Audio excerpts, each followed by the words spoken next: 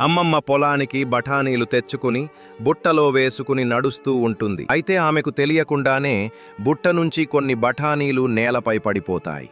చలిగాలులు, పొగమంచు వల్ల ఆ బఠానీ విత్తనాలు తడిసి మొలకెత్తి చిన్న చిన్న మొక్కలుగా మారుతాయి. కానీ కొద్ది రోజుల్లోనే కీటకాలు వచ్చి ఆ మొక్కలను తినడం ప్రారంభిస్తాయి. అప్పుడే అక్కడి దగ్గరే ఉంటున్న ఒక మంచి మనసున్న జీబ్రా ఈ సంగతిని గమనిస్తుంది. వెంటనే పాత స్ప్రేయర్ తీసుకుని బఠానీ మొక్కలపై పురుగుమందు పిచికారీ చేస్తుంది.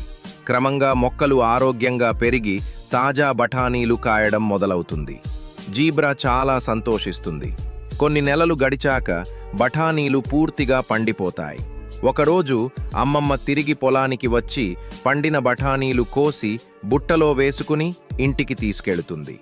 బాధగా చూస్తున్న జీబ్రా ఒక్కసారిగా ఏడవటం మొదలుపెడుతుంది. ఎందుకంటే